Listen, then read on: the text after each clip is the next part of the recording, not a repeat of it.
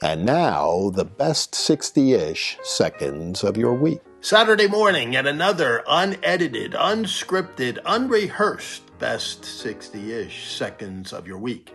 Last week we talked about Memorial Day and how in many respects it should be a somber day as we give tribute to those who gave the last full measure of devotion and service to their country. And I asked that we do three things. 1, fly the flag. 2, at 3 o'clock in the afternoon, pause for 1 minute to reflect upon those that gave their lives in service to our country. And 3, to find those little red poppies that used to be everywhere and wear one. And here was Major League Baseball, which hasn't always been the paragon of good things, pausing at 3 o'clock in the afternoon, every stadium in the country for 1 minute. That was fabulous. And a lot of teams, I don't know about all, but I know the Philadelphia Phillies did, and so who were the ones they were playing, wore the red poppies on their uniforms. And obviously, they flew the flag at half staff until noon, and then at full staff the rest of the day. A wonderful tribute, thanks to Major League Baseball.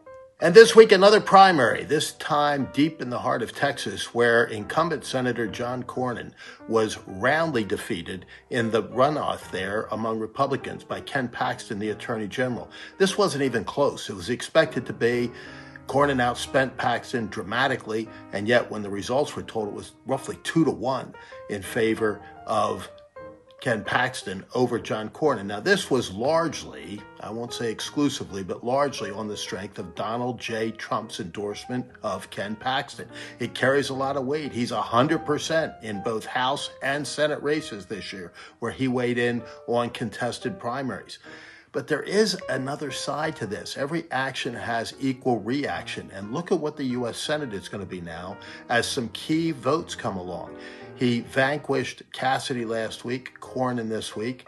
There's two folks that aren't going to be very happy with him. He's never gotten along very famously with McConnell.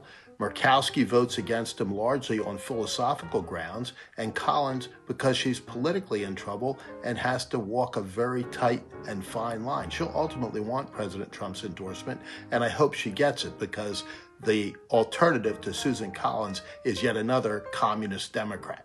And one place where we may see this dust up with senators in particular, but some House members as well, play out is in this quest now by the Treasury Department and the Trump administration to have his face placed on U.S. currency, presumably a $250 bill. Now, it's currently illegal for that to happen. You can't have a sitting president on currency, placed on currency. They'd have to change the law. And of course, that requires votes in both the House and the Senate. You know, it's interesting. We used to have very large denomination currency in this country, but in 1969, the Congress of the United States took away all of that. There's no $10,000 bill anymore, $2,500 bill, or even a $1,000 bill.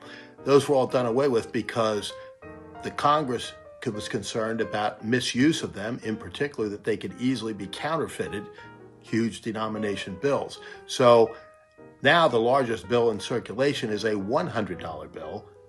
Trump wants to get a $250 bill with himself on it. But voila, we once had a much larger bill than $250 with the only other president to serve 2 non-consecutive terms on its face. Grover Cleveland was on the $1,000 bill. President Trump might want to think a little bit bigger than $250. And we once had a $10,000 bill with Salmon P. Chase on it. That was the largest ever used in regular circulation. I don't think we'll shoot that high ever again.